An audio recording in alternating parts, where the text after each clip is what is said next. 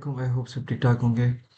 अच्छा, आज का जो हमारा टॉपिक है वो बेसिक्स ऑफ टेक्निकल एनालिसिस के ऊपर है कि मार्केट किस तरह चलती है। अभी तक तो हम सारे साइकोलॉजी के ऊपर पढ़े थे कि यार आपको अपने दिमाग को कैसे ट्रेन करना है ट्रेनिंग से पहले इन होने के लिए। लेकिन अब हम आते हैं बेसिक्स ऑफ टेक्निकल एनालिसिस। अच्छा, याद रखें कि ये सारी बेसिक्स हैं, ठीक है? ये आपके लिए मदद तो करेगी, लेकिन अगर आप इनको स्ट्रॉन्ग कर लेते हैं तो एक तरह से ये कंप्लीट ट्रेडिंग, इसके अलावा कुछ है नहीं इसमें। जो थोड़ी एडवांस चीज़ें हैं वो सारी की सारी चीज़ें हम कुछ टाइम के अंदर कवर अप करेंगे, probably within 4 to 7 days, जैसे ये लेक्चर्स खत्म हो जाएँगे। तो इस वीडियो में देखते हैं कि हम कितने जो है ना चैप्टर्स इसमें क्लियर अप कर सकते हैं। हमारा जो फर्स्ट टॉपिक होगा वो मार्केट स्ट्रक्चर है, यहाँ पर कि मार्केट का स्ट्रक्चर किस तरह होता है, किस तरह मार्केट चलती है, ताकि आपको थोड़ा पता हो कि मार्केट का स्ट्रक्चर शेप किस तरह बनती है, किन बेसिस में मार्केट्स चलती हैं। ठीक है? सपोर्ट, रेजिस्टेंस और सप्लाई एंड डिमांड में फ़र्क क्या है? ये 3 जो है ना ज़रा स्टार्टिंग के इंपॉर्टेंट टॉपिक्स हैं।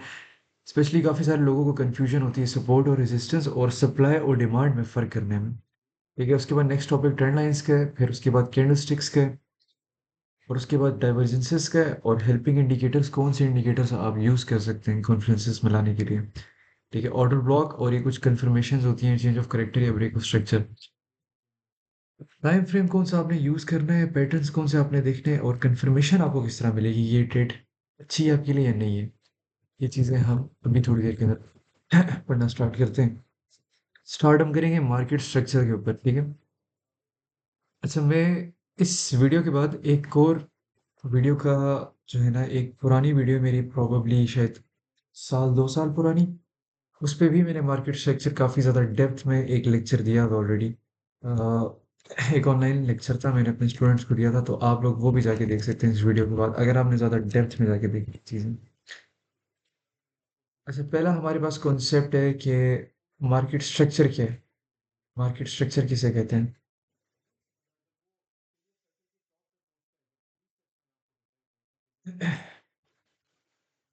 अच्छा, याद रखें कि हर ट्रेडर जो होता है ना, जितने ट्रेडर्स की टाइप है, चाहे वो आईसीटी का ट्रेडर है, चाहे वो एसएमसी का ट्रेडर है, चाहे वो जिस मर्जी किस्म का ट्रेडर है, उनके लिए उनके मुताबिक एक मार्केट की जो ये फॉर्मेशन है ना, वो एक स्ट्रक्चर जो होता है उन्होंने अपने नाम दिए हुए होते हैं।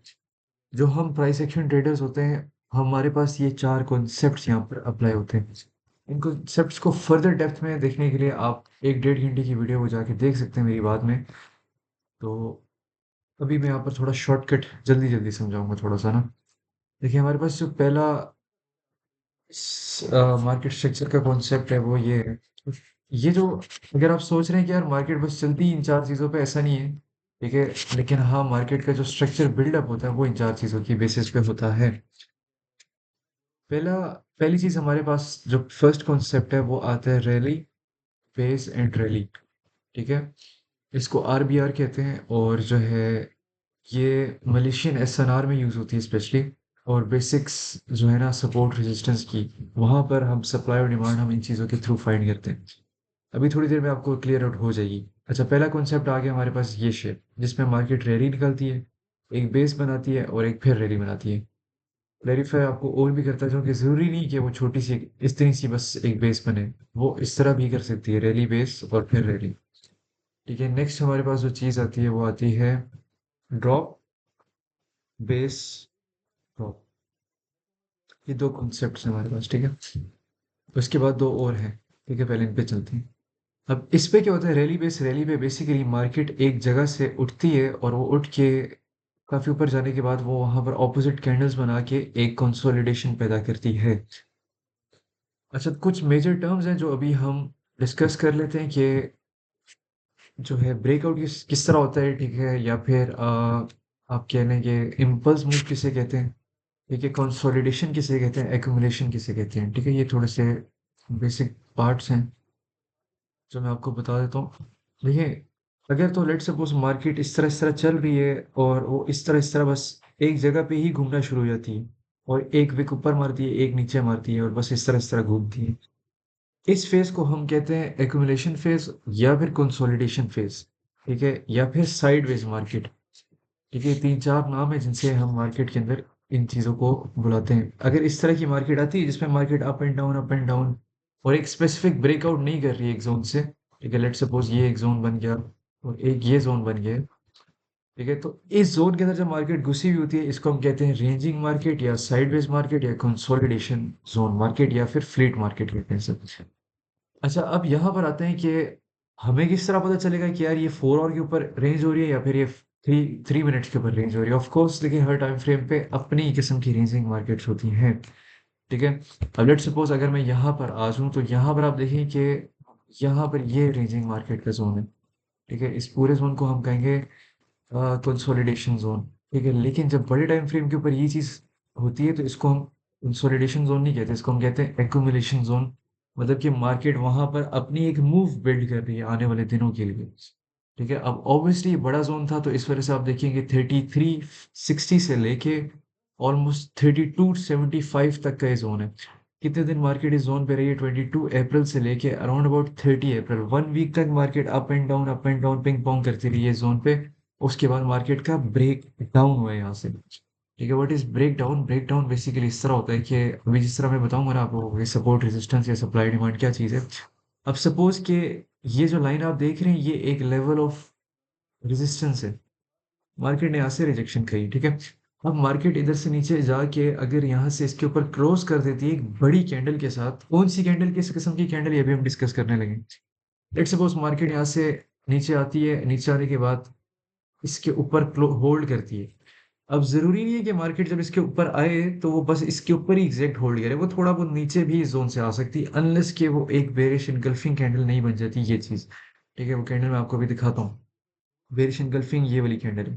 ठीक है, ये इवन दो वीक कैंडल है, ठीक है, लेकिन सॉर्ट ऑफ दिस। ठीक है, या फिर ये बुलिश इनगल्फिंग ये वाली आ गई, या फिर ये वाली बुलिश इनगल्फिंग आ गई, या फिर ये वाली bearish engulfing. Bearish engulfing basically वो कैंडल होती है जो पिछली 3 कैंडल्स को ब्रेक कर देती है ऑपोजिट डायरेक्शन में। लेट सपोज ये 3 सेल की कैंडल थी, इधर से एक बड़ी ग्रीन कैंडल आती है और इनके ऊपर बॉडी की क्लोजिंग कर देती है।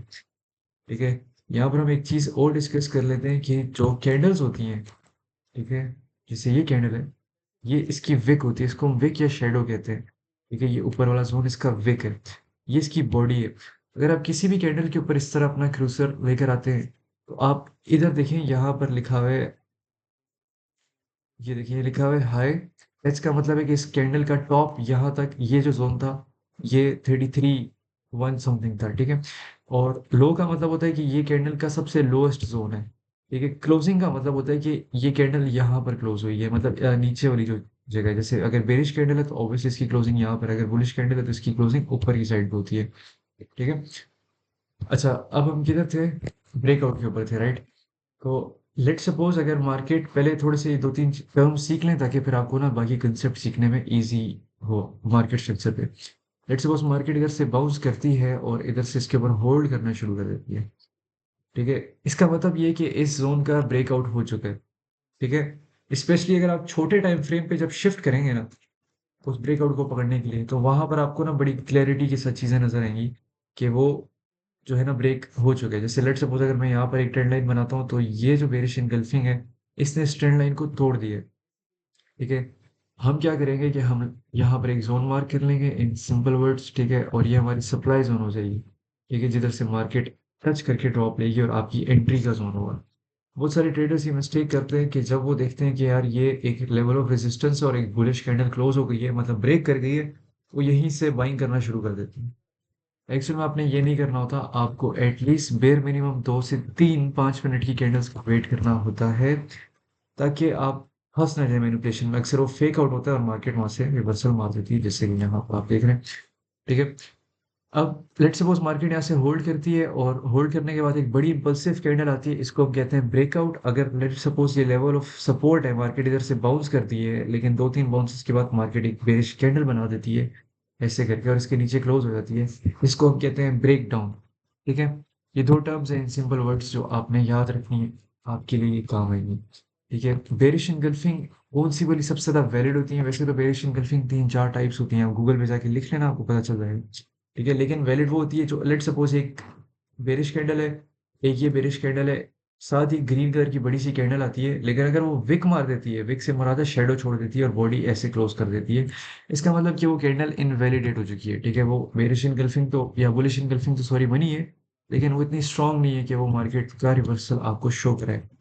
ठीक है, लेकिन हाँ, अगर इस तरह की एक बड़ी सी कैंडल बनती है, ठीक है, ग्रीन कलर की कैंडल जिसके नीचे अगर तो विक है तो वो और ज़्यादा अच्छी बात है, लेकिन अगर लेट्स सपोज़ छोटी विक है इधर यहाँ पर, तो फिर भी मसला नहीं है। लेकिन अगर एटलीस्ट उसकी इधर तक की विक आई ना उसकी 1/3 की, तो इसका मतलब वो एंगल्फिंग इतनी स्ट्रॉन्ग नहीं है।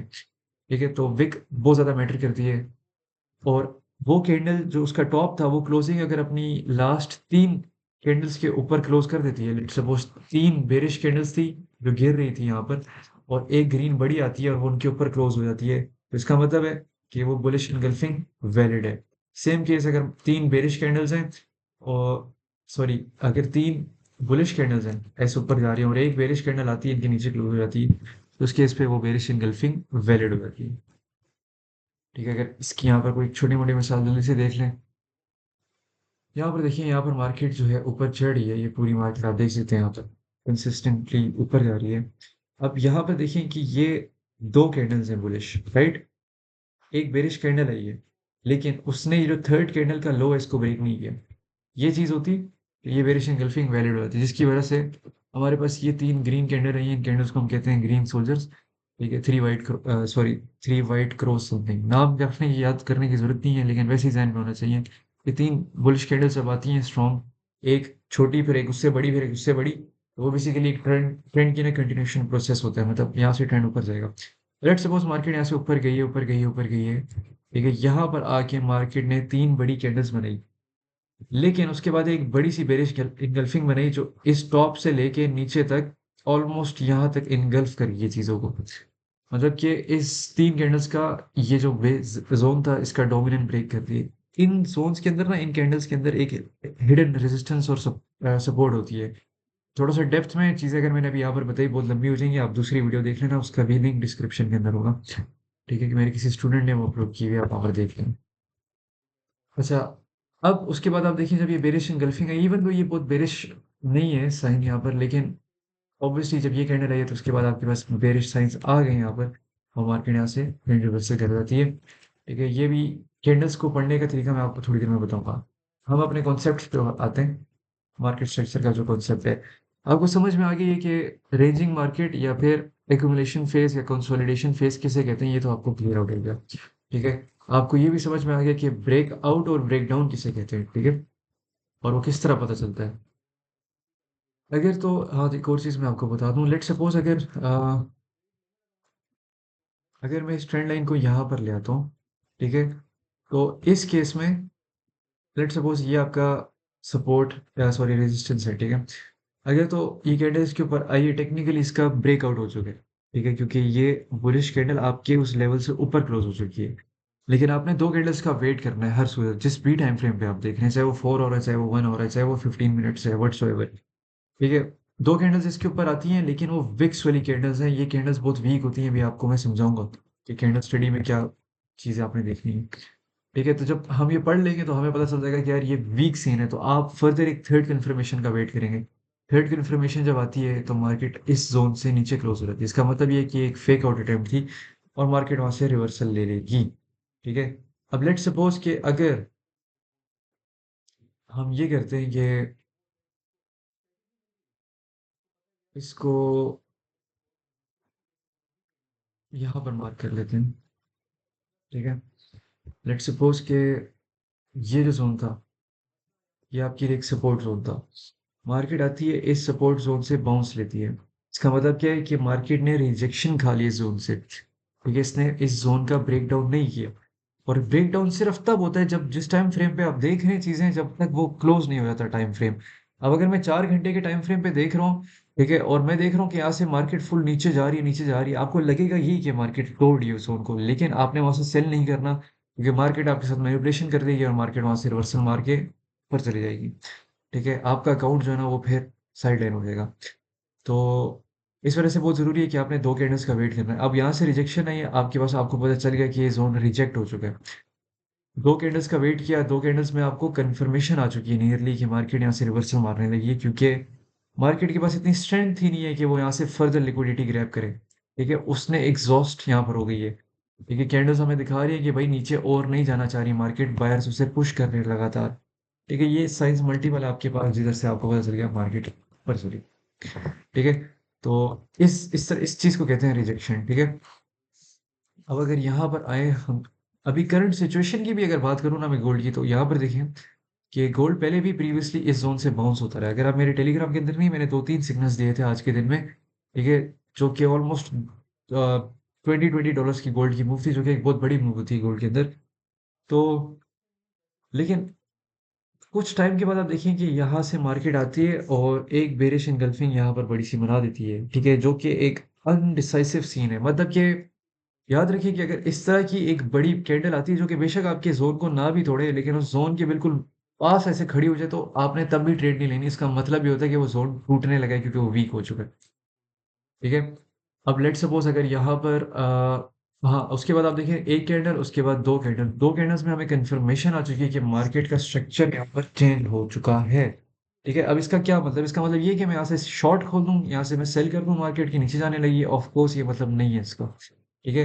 लेट सपोज मुझे यहाँ पर नजर आ रहा है कि मेरे लिए एक ये बाइंग जोन है, ठीक है?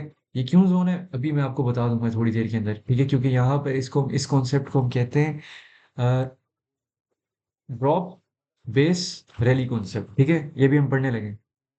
अच्छा, उसके बाद अब मुझे पता है कि यहाँ से मार्केट यहाँ से जाने लगी है नीचे। नो डाउट मार्केट का यहाँ से इस जोन से सेल करना बहुत ज्यादा अनसेफ है।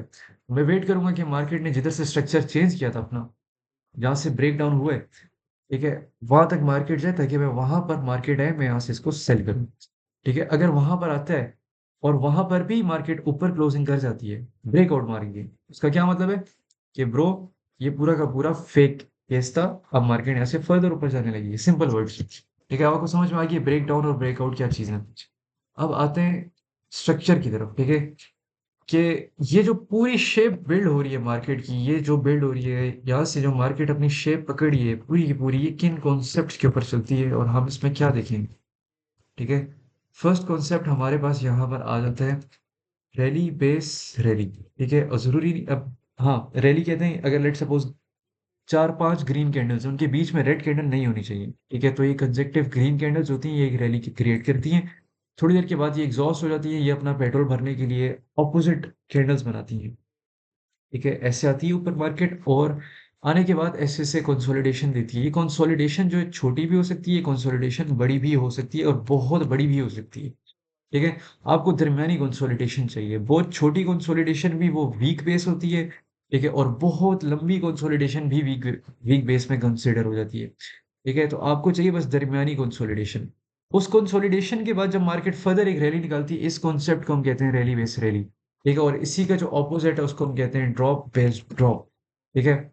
सवाल ये पैदा होता है कि भाई साहब ठीक है, समझ में आ गए ये कॉन्सेप्ट्स तो आ गए, इन पे ट्रेड कैसे करनी है? अभी हम इसको मार्केट्स में भी देखेंगे जाके।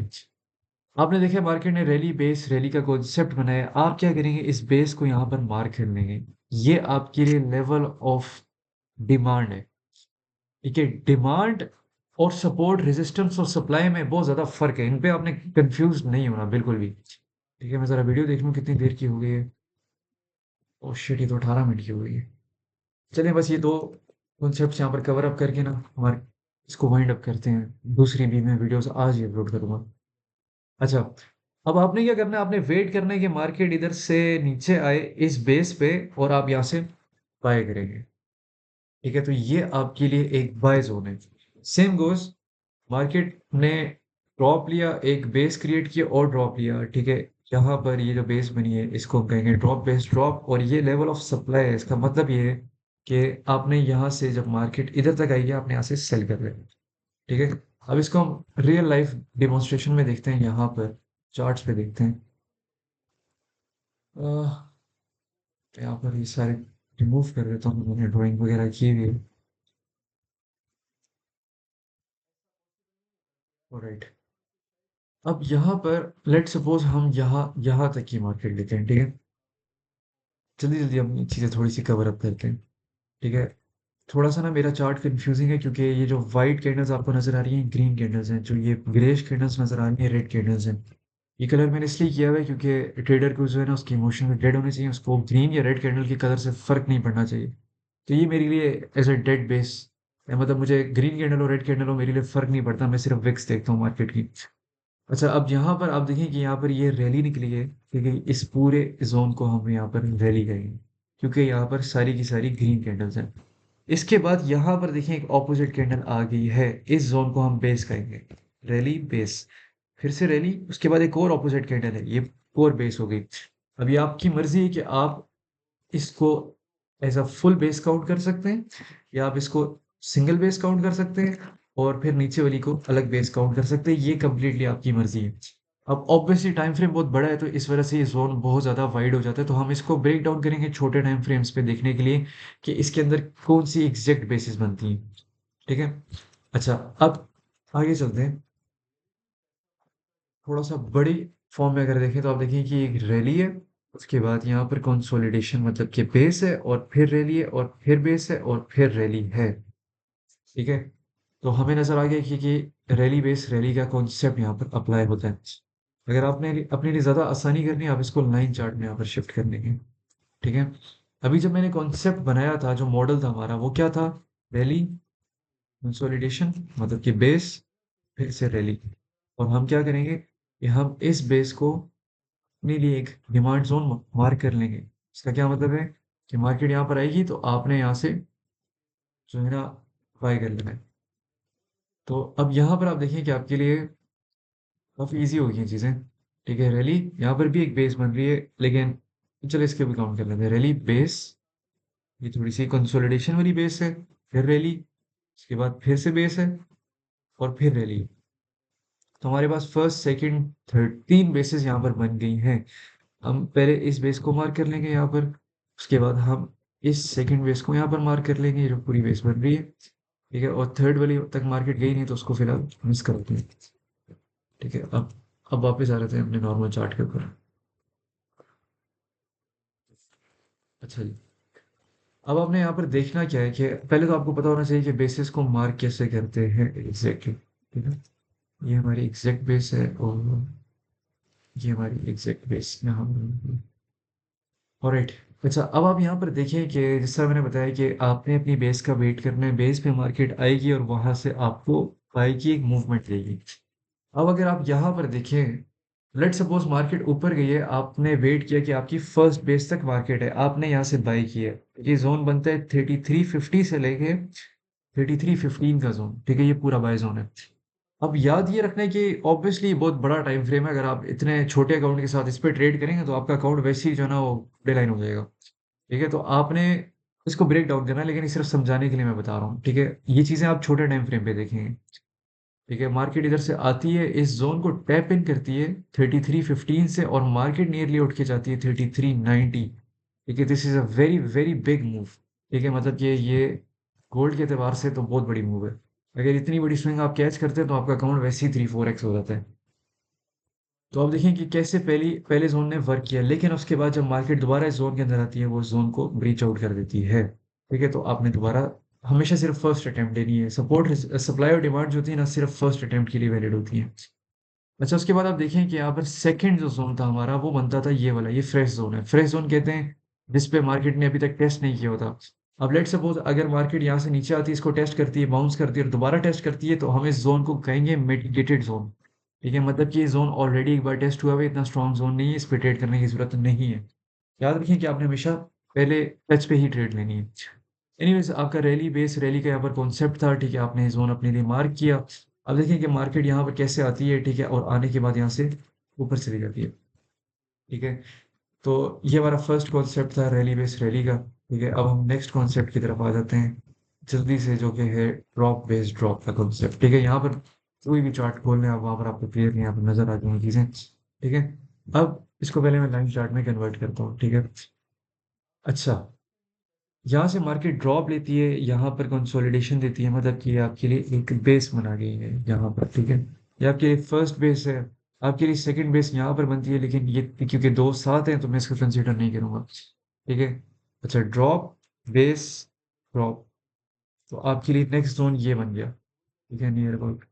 अभी इसको हम देखते हैं, एग्जैक्ट इसको साथ थोड़ा प्रिसाइज करेंगे। थर्ड जोन हमारे लिए ये बन गया। तो 3 जोन्स आपके लिए बन गए ऐसे ही। अब हम इसको नॉर्मल चार्ट पे जाके देखते हैं। अच्छा जी, पहला जोन तो आपका बनता है एग्जैक्ट, अगर देखें तो ऑलमोस्ट ये जोन बनता है। दूसरा आपका जोन जो बनता है वो नियर अबाउट ये जोन बनता है। थर्ड जोन जो है वो आपका बनता है ऑलमोस्ट, अच्छा जी। इस जोन को कैसे मार्क करते हैं पहले तो ये चीज आपने समझनी है, ठीक है। लेट सपोज के यहाँ पर ये बेस है, ठीक है। अब ये कंप्लीटली आपकी अपनी मर्जी है कि आप बॉडी टू बॉडी मार्क करना चाह रहे हैं या विक टू विक मार्क करना चाह रहे हैं, ठीक है। अब जैसे यहाँ पर अगर आप देखेंगे तो मैंने बॉडी टू बॉडी मार्क किया हुआ है यहाँ पर, ठीक है।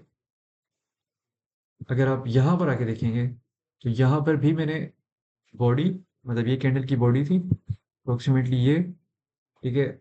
और वैसे तो अब यहाँ पर एक चीज मैं आपको यहाँ क्लियर आउट कर दूं कि एक्चुअल में तो बेस ये बनती है, ठीक है, ये पूरी बेस है, ठीक है। ये जो टॉप बॉडी है जिधर से मार्केट ने ड्रॉप लिया, ठीक है, और ऑब्वियसली जो नीचे वाली बॉडी है, इस बेस के दरमियान में जो बॉडीज हैं, मतलब ये बॉडी है, ठीक है, ये विक होती है, ये बॉडी है, ये विक है, ये बॉडी है, ठीक है। तो मैं इसको इस तरह भी मार्क कर सकता था, ठीक है, कि मैं पूरा इसको उठा लूं, ठीक है। लेकिन ये ऑब्वियसली इसमें काउंट इसलिए नहीं होगा क्योंकि हमारी बेस जो है वो, इस ड्रॉप के बाद हमारी बेस ये है। तो मैं इधर इस बेस की इस विक से इस विक तक बना सकता हूँ। कौन सी विक तक भला? ये जो व्हाइट वाली विक है, ठीक है। याद रखिए जब आपने सप्लाई मार्क करनी है ना, सप्लाई कहते हैं जिधर से मार्केट पे आपने सेल करना है, तो वहां पर नीचे वाली जो लेवल है ना, मतलब ये सप्लाई है, ठीक है, सॉरी, लेट्स सपोज ये सप्लाई बनाई है आपने, तो याद रखें कि जो ये नीचे वाली साइड है ना, ठीक है, जो लेवल ऑफ सपोर्ट है आपके लिए, वो आपने उधर मार्क करनी है जिधर से मार्केट ने आखिरी एक बेरिश कैंडल बनाई थी मेजर क्रैश लेने से पहले। और ऊपर वाली जगह आपने मार्क वहां करनी है जो आखिरी एक बुलिश कैंडल की क्लोजिंग या फिर बेरिश कैंडल की क्लोजिंग की थी एक ड्रॉप की तरफ जाने के लिए। ये थोड़ा सा कॉम्प्लिकेटेड है लेकिन ये विद इन टाइम जो है ना आप लोग ये चीजें समझ जाएंगे। अच्छा खैर, यहाँ पर मैंने देखे अपने जो जोन्स मार्क किए, देखते हैं कि कैसे प्ले आउट होते हैं, ठीक है। आप यहाँ पर इसको विक, मतलब विक से मुराद ये है कि ये वाला जो विक है, विक टू विक, नीचे की विक किधर की है, ये विक बनती है, क्योंकि इस पूरी कंसोलिडेशन के अंदर ये एक विक है, एक ये विक है, टॉप और लो की मैं बात कर रहा हूँ, ठीक है। अब मसला ये होता है इस विक टू विक के सीन में ना बहुत ज्यादा जोन वाइड हो जाता है, तो मैं तो रिकमेंड करते ही नहीं हूँ कि आप विक टू विक काउंट करें। और क्योंकि विक्स हमारे लिए मैटर एंट्रीज के लिए नहीं करती, उसकी वजह ये होती है क्योंकि ये ऑलरेडी लिक्विडिटी ग्रैब होती है, मतलब यहाँ से लोगों को ये स्टॉप लॉसेस हंट किए होते हैं और ऑलरेडी वहां पर मतलब कि लोगों के लॉसेस हो चुके होते हैं जिसकी वजह से हम विक्स के ऊपर रिलाई नहीं करते। अब यहाँ पर आप देखें कि कैसे ये जोन हमारे लिए प्ले हुआ है, क्योंकि मार्केट ने ड्रॉप, बेस, ड्रॉप, फिर से बेस, फिर ड्रॉप, फिर से बेस बनाई है, ठीक है। अगर आप यहाँ पर देखिए मार्केट यहाँ से नीचे से आती है और पहला अटेम्प्ट यहाँ पर करती है विच इज 3250 का जोन, और यहाँ से मार्केट 3161 तक आके गिरती है, मैसिव क्रैश लेती है इस बेस से। सेकंड जोन पे दोबारा क्रैश लेती है लेकिन अब वो आपको शो करिए कि भाई अब मैं स्ट्रांग हो चुकी हूँ। अच्छा एक काम करते हैं कि कैंडल्स जो है ना, कैंडल्स को पता लगाने का तरीका, कौन सी कैंडल्स अच्छी हैं कौन सी नहीं है, ये आप अपनी जो मेरी दूसरी वीडियो आप उसके अंदर देख लेना, ठीक है। क्योंकि अगर मैंने नेक्स्ट वीडियो में वही चीज़ें बताई तो वो बहुत लंबी हो जाएंगी कहानी यहाँ पर, ठीक है। तो मैं नहीं चाहता कि आप लोग इतना ज़्यादा स्क्रीन टाइम दें। अच्छा खैर, उसके बाद देखिए मार्केट यहाँ से बाउंस कर जाती है, ठीक है, इसको ब्रेक आउट करने के बाद, ठीक है। इस चीज़ का यहाँ पर ब्रेकआउट हुआ इस लेवल ऑफ सपोर्ट का, सॉरी सप्लाई का, या फिर लेवल ऑफ रेजिस्टेंस आपने जो भी कहना है, इसका यहाँ से ब्रेकआउट होता है और मार्केट यहाँ से ऊपर जाती है। लेकिन आप देखें कि जो हमारा फर्स्ट जोन था ये वाला, ठीक है, it could be this zone, ठीक है, it can be this zone, लेकिन अभी क्योंकि बिल्कुल पास पास था तो इस वजह से मैंने इसका टॉप और इसका ओवरऑल शेप को कंसिडर किया। मार्केट यहाँ पर आती है 3341 को हिट करने के बाद 3383 तक गिरती है which is a massive drop. Gold के एतबार से जो गोल्ड ट्रेडिंग करते हैं उनको पता है कि ये बहुत बड़ा ड्रॉप है, लेकिन हम $5 की मूवमेंट को 50 पिप्स कंसिडर करते हैं। पिप्स बेसिकली एक यूनिवर्सल लैंग्वेज है पता लगाने के लिए कि कितनी बड़ी मूवमेंट है ये। जैसे अगर $1000 बिटकॉइन ऊपर जाएगा तो हम उसे कहेंगे कि ये ऑलमोस्ट 100 पिप्स ऊपर गया है, क्योंकि 100 पिप्स बिटकॉइन के लिए नॉर्मल है, मतलब $1000 बिटकॉइन के लिए ऊपर जाना नीचे जाना नॉर्मल है। लेकिन अगर गोल्ड $1000 ऊपर या नीचे जाएगा इसका मतलब ये है कि आपके पास नियर अबाउट 10,000 पिप्स की मूवमेंट है, which is very very big. ठीक है, तो अब यहाँ पर आते हैं। आप देखेंगे यहाँ पर मार्केट ने हिट किया इस बेस को, ड्रॉप बेस ड्रॉप का कॉन्सेप्ट अप्लाई हो रहा था, ये भी करंट सिचुएशन मार्केट की मैं बात कर, और मार्केट ने ड्रॉप ले लिया। इसका मतलब ये है कि अब दोबारा अगर यहाँ तक आती भी है, शायद इसको रिजेक्ट करके तोड़ देगी, लेकिन 3390 का जो जोन है ना, यहाँ से आप सेल दोबारा कर सकते हैं, क्योंकि ये वाला जो जोन है ये इस वक्त फ्रेश जोन है। ठीक है, तो ये हमारे दो कॉन्सेप्ट्स हैं। जो नेक्स्ट दो कॉन्सेप्ट्स हैं वो हमारे पास आते हैं ड्रॉप बेस्ड रैली का और रैली बेस्ड ड्रॉप का। ये दो कॉन्सेप्ट्स हैं जिनके ऊपर मार्केट की स्ट्रक्चर चलती है। ऑब्वियसली इसका मतलब नहीं है कि आपने 100% इन्हीं की बेसिस में ट्रेडिंग करनी है, ये सिर्फ आपको बताने के लिए कि जो मार्केट ऊपर नीचे जाती है, ये बीच में क्या करती है, इन चीज़ों के बीच में क्या छोड़ती है। अच्छा, तो इससे नेक्स्ट वीडियो उसके अंदर जो हम कवर अप करेंगे वो होगा मार्केट स्ट्रक्चर की। ऑलरेडी एक वीडियो बनी हुई है, आप वो देख लेना जाके, मेरा एक स्टूडेंट उसकी ही चैनल पे बनी हुई है। ठीक है, आप वो देख लेना। उसके बाद सपोर्ट रेजिस्टेंस और सप्लाई डिमांड पे एग्जैक्ट वीडियो भी जो नेक्स्ट होगी वो बनेगी। ठीक है, आपको थोड़ा बहुत आइडिया हो गया कि सप्लाई और डिमांड किसे कहते हैं।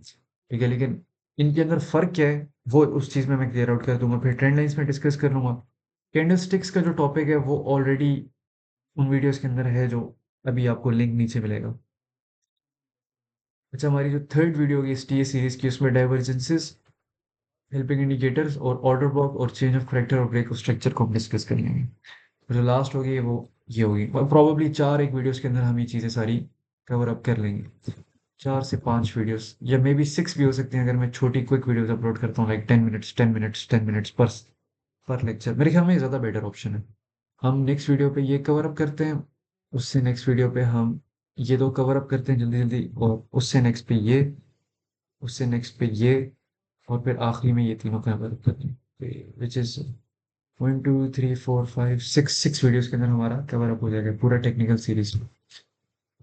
ठीक है, मिलते हैं नेक्स्ट वीडियो पे, तब तक के लिए अल्लाह हाफिज़।